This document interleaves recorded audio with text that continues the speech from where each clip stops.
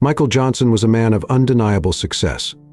At 56 years old, his name had become synonymous with wealth, philanthropy, and social responsibility. He was the kind of man who appeared to have everything: a sprawling estate in the countryside, a seat on the boards of some of the most influential companies in the world, and an impeccable reputation. For all intents and purposes, Michael had reached the pinnacle of success. Yet, for all the accolades, there was a strange emptiness that had begun to gnaw at him as the years went on. He was a man surrounded by opulence, but more and more, he found himself disconnected from the world around him. He had always been the type of person to stay busy, to keep moving forward, to focus on the next project, the next deal, the next charitable initiative. But as he grew older, there was a part of him that began to wonder what all of it truly meant. He had never been married, never had any children, at least not that he acknowledged. His relationships were fleeting, often shallow. Michael found solace in his work, burying himself in the responsibilities that came with his wealth. But no matter how much he achieved, there was always a lingering sense that something was missing, something important. It was a brisk autumn afternoon in the city when everything changed. Michael had just stepped out of a business meeting at his headquarters and decided to take a walk down the busy streets. He enjoyed these moments of solitude, even amid the crowds. It gave him time to think, to reflect on his life and the world around him. As he walked, he noticed a young man sitting on the sidewalk, a cardboard sign propped up next to him asking for help. The man was homeless, his clothes tattered, his face marked with the weariness of someone who had seen too much struggle in too few years. Yet there was something about him that made Michael stop in his tracks, something he couldn't quite place. The teenager, no more than 17 or 18 years old, looked up as Michael approached. Their eyes met, and for a brief moment, it was as if the world around them fell away. The young man had the same piercing blue eyes as Michael, the same sharp jawline, even the same slight cleft in the chin that Michael had inherited from his father. The resemblance was uncanny. Michael's heart raced. He stood there, frozen in place, staring at the young man. It wasn't just the physical resemblance that unsettled him, it was the way the teenager looked at him with a mixture of curiosity and recognition, as if two could sense some inexplicable connection between them. "Can I help you with something?" the young man asked, his voice hesitant. Michael blinked, snapping out of his daze. I'm sorry," he stammered. "I didn't mean to stare." "It's all right," the teenager said with a small shrug, though his expression remained wary. "People stare all the time." For reasons Michael couldn't explain, he felt an overwhelming need to know more about this young man. It was as if fate had placed him in Michael's path, and now that their lives had intersected, Michael couldn't simply walk away. "What's your name?" Michael asked, his voice softening. "William," the young man replied. "William Johnson." "William," Michael repeated, nodding slowly. "How long have you been out here?" William shrugged again. "A couple of months, I guess. Been bouncing around, trying to find work," but he trailed off, his expression darkening. "It's hard when you're just another black kid with no connections. No one really cares." Michael felt a pang of guilt at the boy's words. He knew that the world was full of injustices, full of people who slipped through the cracks, but this felt different. There was something personal about this encounter, something that made him feel as though he had failed in some way. "Where's your family?" Michael asked, trying to keep his voice steady. "Don't have much of one," William said simply. "My mom passed away last year. She was all I had." Michael's heart sank. He wanted to offer some kind of comfort, but the words felt hollow in his mouth. What could he possibly say to a young man who had been dealt such a difficult hand in life? What right did he have to offer sympathy when he had lived a life of privilege? "Do you have a place to stay tonight?" Michael asked. William shook his head. "I'll figure something out. I usually do." Michael's mind raced. He couldn't just leave this young man here on the street. There was a part of him, an inexplicable, undeniable part, that felt responsible for William. It was as if some invisible thread connected them, pulling Michael deeper into this boy's life. "Come with me," Michael said suddenly, the words tumbling out before he could stop them. William frowned, his guard immediately going up. "Why?" "I want to help you," Michael said earnestly, "just for tonight. I have a place nearby. You can get cleaned up, have a meal, get some rest, then we can figure out what to do next." William hesitated, clearly torn between skepticism and desperation. Michael could see the wheels turning in his mind, weighing the risks and rewards of accepting help from a stranger. "Look, I know this is weird," Michael added, sensing William's reluctance, "but I swear, I just want to help. No strings attached." After what felt like an eternity, William finally nodded. "All right," he said quietly, "but just for tonight." Michael breathed a sigh of relief. He hailed a cab, and the two of them rode in silence back to Michael's penthouse. As they stepped inside, William's eyes widened at the sheer opulence of the place: the marble floors, the floor-to-ceiling windows with a view of the city skyline. It was a far cry from the streets he'd been living on. "You live here?" William asked, his voice filled with awe. Michael nodded, feeling a pang of discomfort at the stark contrast between their lives. "Yeah," he said. "I do." William didn't say anything more, but Michael could see the gears turning in his mind. He knew the young man was trying to make sense of why someone like him, someone with all this wealth, would take an interest in a homeless kid. Michael wasn't entirely sure himself. As William showered and changed into some of Michael's clothes, Michael couldn't shake the feeling that this encounter was more than just a coincidence. There was something about William that tugged at his soul, something that made him question everything he thought he knew about his own life. The next few days were a blur. Michael arranged for William to stay in a hotel, gave him some money, and began making calls to try and find him a job. But all the while, Michael's obsession with the young man grew. The resemblance was too strong, too specific to ignore. Michael found himself fixated on the idea that William was more than just a random stranger. There had to be a reason they had crossed paths. Finally, unable to shake the feeling, Michael made a decision. He asked William if he would be willing to take a DNA test. William was understandably confused. "Why would I do that?" he asked, suspicion creeping into his voice.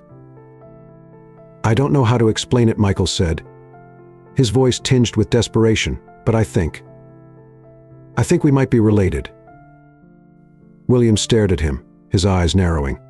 "What, like you think you're my long-lost uncle or something?" Michael shook his head.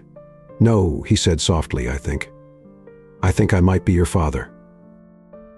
The words hung in the air between them, heavy and impossible. William looked at Michael like he had just sprouted a second head. "You're kidding, right?" he said, half laughing, half disbelieving. "I'm not," Michael said quietly. "I know it sounds crazy, but there's something about you, something that feels too familiar. I had a relationship years ago, before I became who I am now. It was brief, and I never knew what came of it, but I can't shake the feeling that you might be my son." William stared at Michael for a long moment, his expression unreadable. Then, without a word, he nodded. "Fine," he said. "I'll take the test." The days that followed were agonizing for Michael. He couldn't concentrate on anything else. The thought that William might be his son consumed him. He replayed the past in his mind, trying to piece together the timeline, wondering if it was possible that he had a child he never knew about. It seemed impossible. And yet the resemblance was undeniable. When the results finally came back, Michael's heart nearly stopped. The test confirmed what he had suspected all along: William was his biological son. Michael sat in stunned silence, staring at the report in his hands. He had a son he had never known, a son who had grown up in poverty on the streets while Michael had lived a life of luxury and privilege.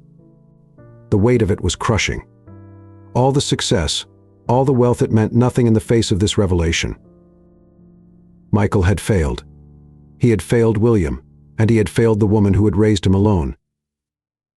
Michael sat in the quiet of his study, the DNA test results still spread out before him on the desk. The realization that William was his son hit him with a force he hadn't anticipated. How could this have happened? How had he not known? His mind raced, trying to fill in the gaps of his past. It had been so many years ago, decades really, when he'd had that brief affair with a woman he barely remembered. They were young, and it was a fleeting relationship, before life had pulled them apart. At the time, it hadn't seemed significant, but now, staring at the undeniable proof that he had a son, Michael felt the weight of his past mistakes bearing down on him. His fingers tapped nervously against the wooden desk, and he felt a tightening in his chest. He had spent years building a life of control, stability, and success, but this revelation was something he couldn't control, something he hadn't prepared for. And the worst part was that William, his son, had spent his entire life struggling on the streets, while Michael thrived in luxury. The thought gnawed at him, filling him with guilt. He knew he had to talk to William, but how could he begin to explain? What words could he offer that would even begin to bridge the chasm of lost years? Michael had spent his entire adult life helping others through his philanthropy, but none of that mattered in the face of his own son's suffering. No donation or charitable cause could make up for the years William had lived without a father. That evening, Michael invited William back to his home, determined to have the difficult conversation that had been looming over him since the DNA results came in. William arrived, his expression unreadable, clearly unsure of what to expect. The two sat in the lavish living room, the air between them thick with tension and unspoken words. "I got the results," Michael began, his voice low and unsteady. "You're my son." William didn't flinch. He'd been preparing himself for the possibility ever since Michael had suggested the test, but hearing it said aloud was different. His jaw tightened, and he gave a slow, almost imperceptible nod. "Yeah," he said after a long pause. "I figured as much." Michael felt his throat tighten, and he struggled to find the right words. "William, I didn't know. I swear if I had known." William cut him off, his voice surprisingly calm. "If you had known what? You would have been there for me? You would have stopped me from living on the streets, from watching my mom work herself to death, just to make sure I had something to eat." Michael winced at the bluntness of William's words. He had imagined this conversation going 100 different ways, but none of them prepared him for the cold, hard reality that William had lived through. "I'm sorry," Michael said, his voice barely a whisper. "I can't change the past, but I want to make it right now. I want to be there for you." William leaned back, folding his arms across his chest, his gaze steady. "Make it right? How? You think money is going to fix this? You think just showing up now is going to erase everything?" Michael shook his head, feeling more helpless than he ever had before. "I don't know what will fix it. I just know that I want to try." For a long moment, neither of them spoke. The silence stretched between them, heavy and uncomfortable. William stared at the floor, his mind clearly turning over everything he had just learned. It was clear that despite his calm exterior, the revelation was shaking him to his core. Finally, William spoke, his voice quiet but firm.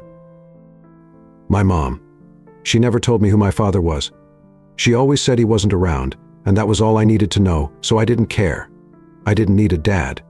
But then she got sick, and we didn't have enough for the hospital bills.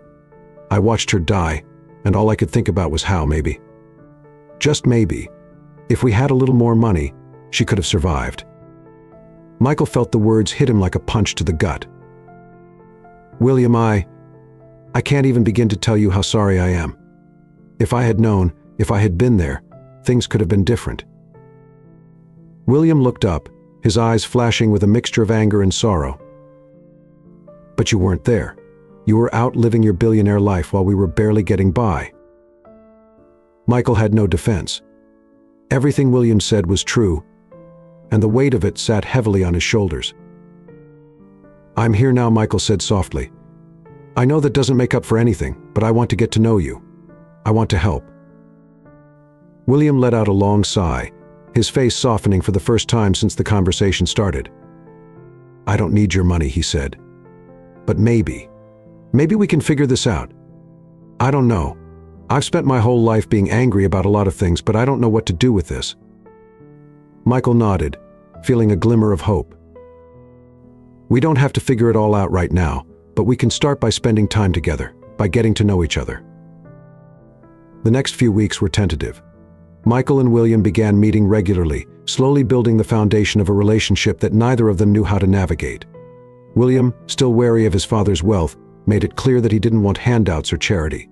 What he needed was something deeper and understanding, a connection. As they spent more time together, Michael learned more about the life William had led, his struggles, his resilience, and the hardships he had faced as a young black man growing up without privilege. In turn, William began to see a side of Michael that wasn't just the billionaire on TV. He saw a man who was grappling with his own mistakes, trying to reconcile his past with the reality of the son he had never known. One day, as they sat together in a quiet park, William opened up about his future. "I don't want to stay on the streets forever," he said. "I've got dreams, you know. I just never had the opportunity to go after them." Michael looked at him, a mixture of pride and regret filling his chest. "You don't have to do it alone anymore," he said. "Whatever you want to do, I'm here to help." William nodded, though there was still a part of him that remained guarded. "I guess I just never thought I'd have someone in my corner like this." Over time, Michael came to understand just how much privilege he had taken for granted throughout his life.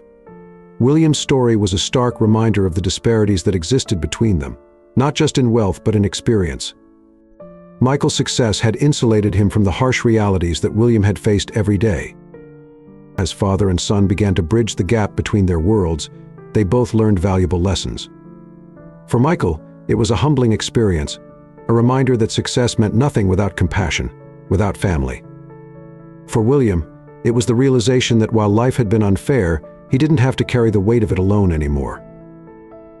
In the end, Michael did more than just provide financial support. He became the father he never had the chance to be, and William, in turn, found a place in his life where he didn't have to fight every battle on his own. It wasn't a perfect ending. There were still wounds that needed healing, still moments of tension and uncertainty. But it was a beginning that neither Michael nor William had expected, but one that they both embraced with open arms. And as they stood together, looking out over the city skyline that had once seemed so distant to William, they both understood that family wasn't just about blood. It was about the choices they made moving forward, together.